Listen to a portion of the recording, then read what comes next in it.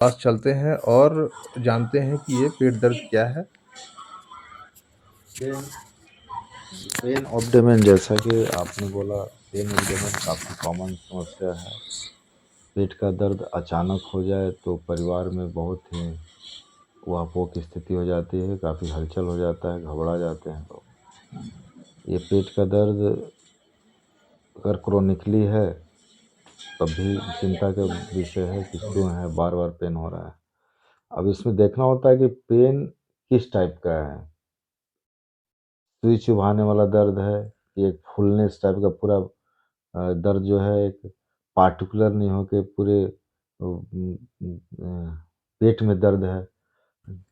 तो ये चीज़ को एक्सक्लूड करना होगा कि आखिर किस टाइप का दर्द है, तो कौन-सी बीमारी हो सकती है। इसके लिए कुछ तरीका बनाया हुआ है, कुछ एक रिसर्च है जिसमें हम आशा कर सकते हैं, जैसे कि अगर वो किडनी से रिलेटेड है, तो दर्द बहुत ही भयानक होता है। पेशेंट बेड पर लेटेगा और काफ़ी इधर-उधर बायाँ-दायाँ करेगा वो। कोल्की पेन इसे बोलते हैं हम लोग।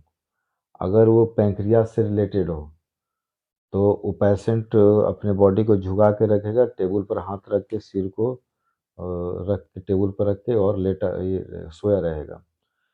अगर पेट गैस की वजह से भी होता है तो उसमें छटपटाता है, उसमें भी ये तरह-तरह का ये करेगा वो। और एक पेन हो सकता है कि अपेंडिक्स से रिलेटेड हो सकता है, जिसमें फ़ीवर आ सकती है, नोज़िया का सिम्पटम, वोमिटिंग पेशेंट बताएगा। पेन अगर गॉल ब्लैडर से रिलेटेड है, जो कि बहुत ही कॉमन है, जो एपिगैस्ट्रिक रीजन में होता है, उस वहाँ पर दर्द ज़्यादा उससे फ़ील होगा। तो देखना होता है कि एक तो टाइप हुआ, लोकेशन, कि ये गैस्ट्रिक एपिगैस्ट्रिक रीजन में है, हाइपोकोंड्रियक रीजन में है कि लंबर रीजन में है। किडनी का दर्द लंबर रीजन में होगा, राइट या लेफ्ट हो सकता है। अपेंडिक्स का पेन हाइपोकोंड्रियक रीजन में होता है, राइट हाइपोकोंड्रियक रीजन में होता है, जो कि मैकबर्नी पॉइंट बहुत कॉमन है इसमें।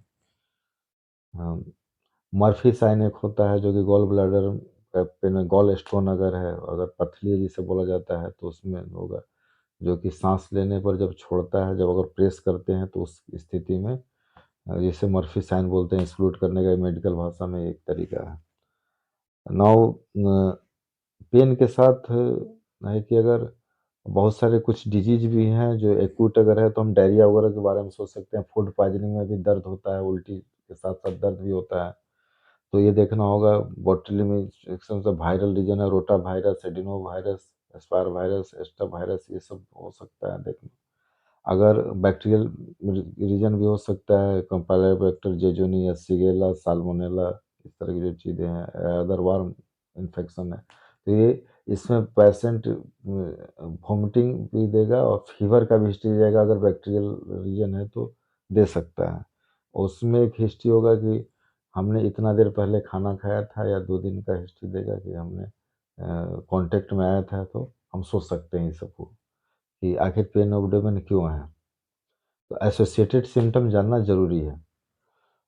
और जैसा कि आपने बताया न कि और प्रकार के बारे में कि तो इसमें देखिए जो ऑर्गेनिक या नॉन ऑर्गेनिक है, इस तरह से हम क्लासिफाई कर सकते हैं। अगर वो ऑर्गेनिक है तो जो ऑर्गेन है, पैंक्रियाज, आज कार्सिनोमा हेड ऑफ पैंक्रियाज बहुत कॉमन टर्म हो गया, उससे बहुत ही लॉन्ग हिस्ट्री रहेगा। अगर नौजिया के साथ प्रेजेंटेशन दे रहा है तो हम इंटेस्टाइनल ट्रैक्ट में सोच सकते हैं कि कुछ बीमारी हो सकता है। अगर वो कॉल्की पेन दे रहा है तो हम अल्ट्रासाउंड करा के देख सकते हैं कि कहाँ पर है रीजन। अगर राइट अगर स्टोन है तो वो एक्सक्लूड हो जाएगा एक्सरे से भी या धड़कन क्लियर है। अल्ट्रासाउंड से। और अगर ये भी हो सकता है कि डायफ्राम से ऊपर हो, हालाँकि डायफ्राम तो चेस्ट हो गया, बट वी कैन सब कभी-कभी देखा गया है कि वो पेशेंट कार्डियक पेशेंट में भी इस तरह की चीज़ें दिखती हैं, 10% या 20% केस में। अब पेन के साथ ये देखना होगा, अगर ब्लीडिंग, जैसे पेप्टिक अल्सर का पेन दर्द के साथ होता है, उसमें भी दर्द होगा। उसमें ब्लीडिंग का मलाइना का हिस्ट्री देखना होगा, मलाइना है या ये ये वॉमिटिंग जो है ब्लड के साथ वॉमिटिंग है, इससे एक तो हीमोप्टोसिस हो गया कफ के साथ, तो हमको देखना होगा कि और एसोसिएटेड चीज़ क्या है। तो उस केस में हम लोग बाकी चीज़ों को एक्सक्लूड करते हुए पेट के दर्द को क्लासिफाई कर सकते हैं और इन्वेस्टिगेट कर सकते हैं। नाउ आप बताएं कि पेट दर्द में आपका क्या अनुभव है? सबसे पहले। जैसा कि नाम से पता चलता है, पेट दर्द पेट के जगह का भीतर जो स्थित होता है, जैसे छाती के नीचे होता है, और जो रिप्रोडक्टिव ऑर्गन के ऊपर।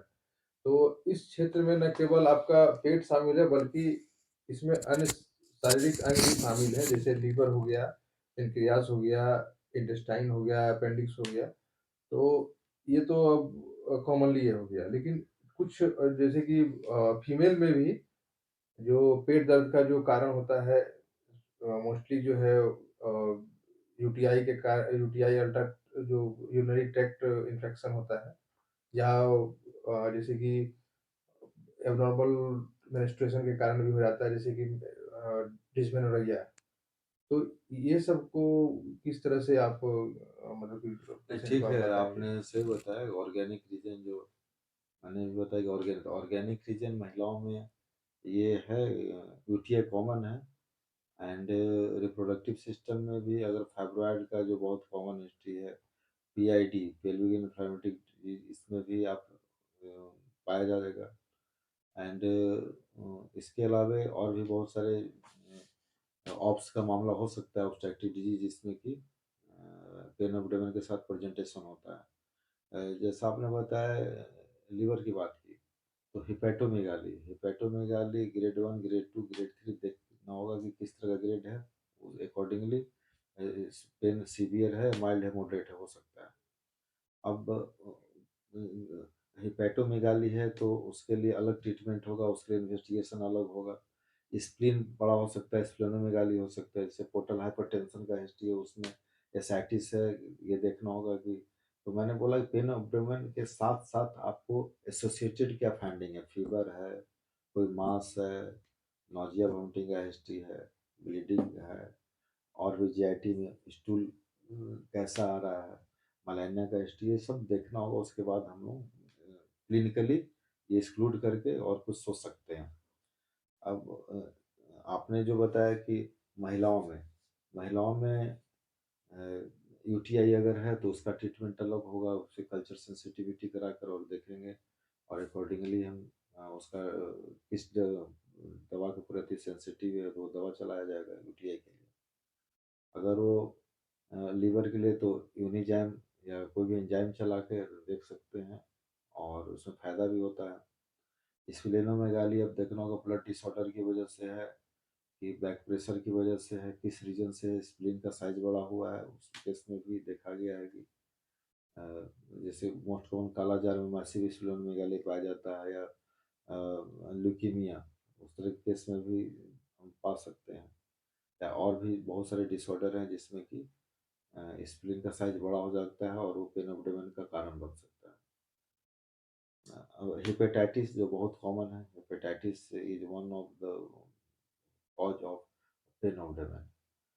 एंड उसके लिए फिर लिवर फंक्शन टेस्ट कराएंगे, रीनल फंक्शन टेस्ट के लिए किडनी रीजन को हम एक्सक्लूड करेंगे।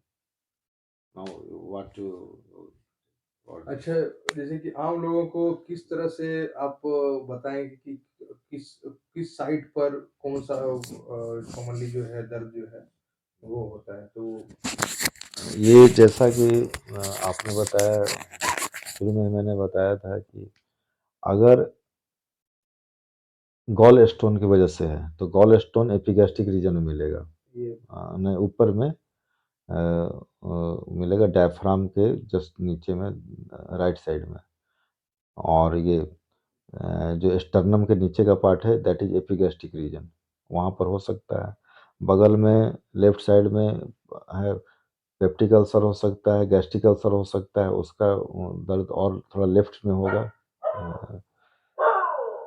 और अगर रीनल रीजन है तो लंबर साइड में हम देख सकते हैं लेफ्ट लंबर, राइट लंबर, जो नाभि के अगल-बगल का जो इलाका है, प्रोबेबली रफली यू कैन से, तो वहाँ पर अगर है तो उस लंबर रीजन में अगर है तो, या अगर पीछे में जा रहा है तो वो हम रीनल या किडनी के गुर्दे की वजह से हो सकता है, ये सोच सकते हैं। अगर अपेंडिक्स का दर्द है, अपेंडिसाइटिस जो कॉमन है, तो अपेंडिक्स का दर्द भी नाभि से राइट साइड थोड़ा सा, जिससे कि जिसमें मैकबर्नी साइन मैंने बोला कि वो एक एक पॉइंट आप डालिएगा तो काफ़ी दर्द होगा, उस मैकबर्नी रीजन होता है, वो हाइपोकैंड्रियक रीजन जिसे बोलते हैं, राइट साइड में वहाँ मिल सकता है। अगर लीवर से रिलेटेड है तो फिर ऊपर की ओर मिलेगा, राइट लंबर से ऊपर, तो वो चीज़ हेपेटोमेगाली में मिल सकता है। अब महिलाओं का जो है तो that is again pubic region में होगा, सुप्रा प्यूबिक रीजन में हो सकता है दर्द, तो प्यूबिक रीजन में हम असेस करके पाल्पेट करके देख सकते हैं, और भी कुछ रीजन हो सकते हैं, तो अकॉर्डिंगली हम इसे ये जानने का तरीका है। तो इसमें किस तरह का टेस्ट वगैरह हम करवाते हैं? टेस्ट की जहाँ तक बात है तो टेस्ट सबसे कॉमन तो आजकल अल्ट्रासाउंड ही है।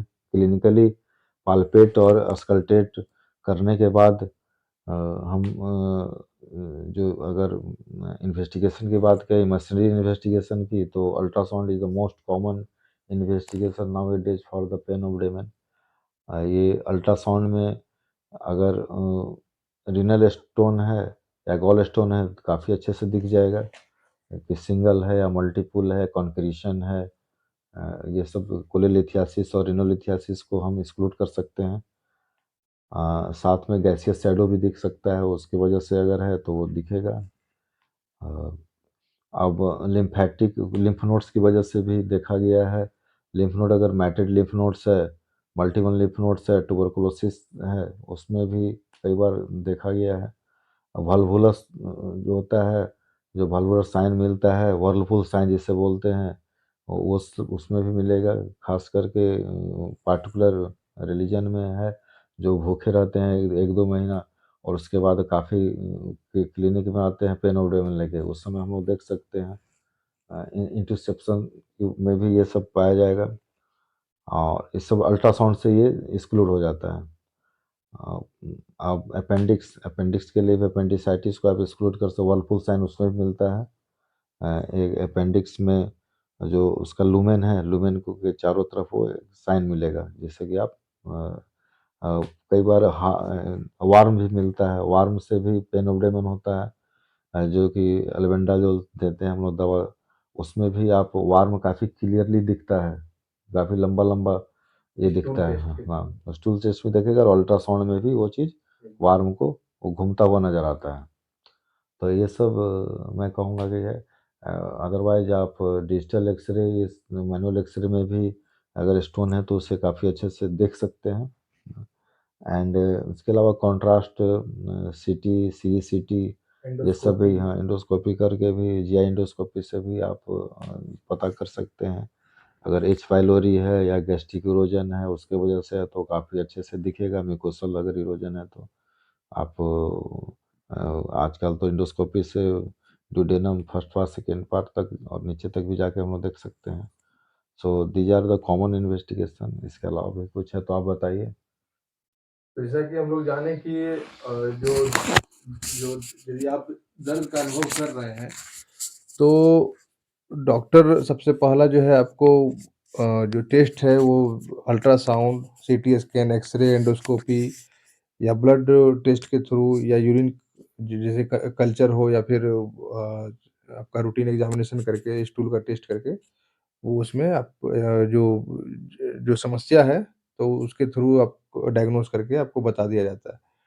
तो अब ये चलते हैं कि यदि किसी को चोट लग गया हो तो उसके कारण भी तो दर्द का सिम्पटम्स बना रहेगा। तो इसमें क्या किस तरह का उनको ये मिलेगा? आज सोनार बोलते हैं, सोनार। ये अल्ट्रासाउंड का एक तरीका है, ट्रॉमा में सोनार काफ़ी, SONAR, सोनार काफ़ी पॉपुलर टर्म है। उसमें ये तो मशीनरी बात होगी। पहले क्लिनिकली भी हम लोग एक फीता टेप लेकर उसके पेट के साइज़ को नापा करते थे। सपोज़ दैट कि 36 इंच है, जब पेशेंट आया और अगर उसको हेमरेज हो रहा है, इंटरनल कोई ब्लीडिंग हो रही है ट्रॉमा की वजह से, तो उसका साइज़ ये गर्थ जो है वो बड़ा होता जाएगा 36 से 37, 38 इस तरीके से पुराने ज़माने में पता करते थे। अब तो अल्ट्रासाउंड का ज़माना आ गया, तो हम लोग डायरेक्टली देख सकते हैं कि कोई डिपेंडेंट पार्ट में कोई हेमरेज है तो पता कर सकते हैं। सीटी स्कैन से भी हम फ्लूइड को देख सकते हैं। हाउसफील्ड वैल्यू से पता कर सकते हैं कि उसे कोई इंटरनल ब्लीडिंग है तो उसमें काफ़ी एक्यूट पेन एब्डोमेन होगा, कोई भी ट्रॉमा में होता है तो काफ़ी एक्यूट होगा, हिस्ट्री देगा पेशेंट और अगर इंटरनल इंजरी है, तो जैसे लीवर डैमेज है, लीवर के लिए हम जाँच ये इन्वेस्टिगेशन करा सकते हैं या कोई जीआईटी में कहीं ये है spleen is the most vulnerable organ जो कि कभी-कभी देखा गया है। अगर कोई बोनी लीजन भी हो सकता है ट्रॉमा की वजह से, तो वो सब एक्स-रे में भी होगा। अगर रिब्स वगैरह में कोई इंजरी है, तो ये सब हाँ, इस केस में एक्यूट हिस्ट्री होगा। जब भी होगा ट्रॉमा के केस में एक्यूट हिस्ट्री रहेगा पेशेंट का। हाँ। तो इसका जो बहुत सारे जो पेट में दर्द का सिम्पटम्स लेके आते हैं, उनका इलाज किस तरह से आपको ये करते हैं? देखिए पहले तो कॉज के अनुसार ही करेंगे कि कौन सा कॉज है, किस तरीके से पेशेंट ऑर्गन का इन्वॉल्वमेंट है। जैसे यूटीआई, अगर यूटीआई की वजह से है तो कल्चर सेंसिटिव में आया तो पहले तो एंटी कभी भी हम पेन की दवा तो पेन किलर तो दे देंगे। जब भी क्लिनिक में आ रहा है तो actually I can go for the डायलोना is the most common medicine either oral और injectable according to the case. उसके बाद एडमिट भी करेंगे, पेशेंट को अगर एडमिट करने की ज़रूरत है तो एडमिट कर लेंगे और तब उससे इन्वेस्टिगेशन के बाद अगर रिप्रोडक्टिव ऑर्गन का मामला है तो उस तरीके का काम करेंगे।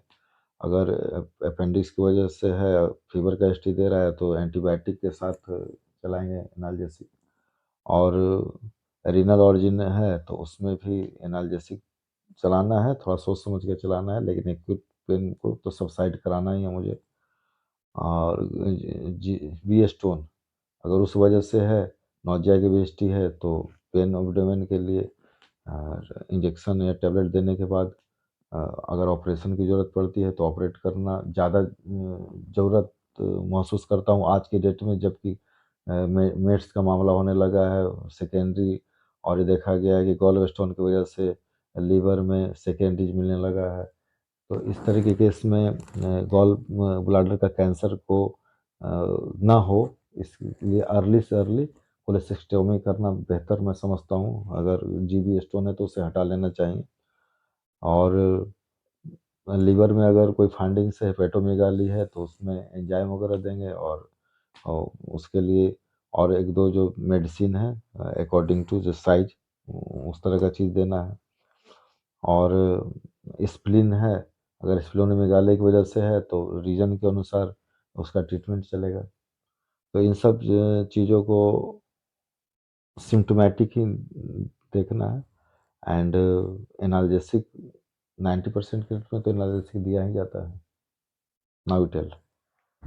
जैसा कि आपने बताया कि यदि कोई पेशेंट को सांस लेने में कठिनाई हो, पेट और उसके आसपास जो है जो एक्यूट टेंडरनेस या पेट का सूजन या आँख या त्वचा का पीलापन यदि हो रहा है और यदि उल्टी हो रहा हो या फिर हेमेटोसिस जो बोलेंगे कि खून का उल्टी हो रहा है या फिर तेज बुखार उसके कारण या फिर भूख नहीं लगना या वजन में कमी हो जाना, पेशाब करते समय जलन और जो स्टूल से खून का अनुभव करते हैं।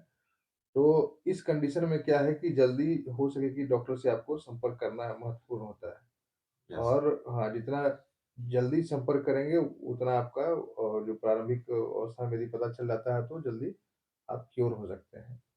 तो बहुत-बहुत धन्यवाद आपका जो कि इतना अच्छा जानकारी आप पब्लिक को दी। Thank you.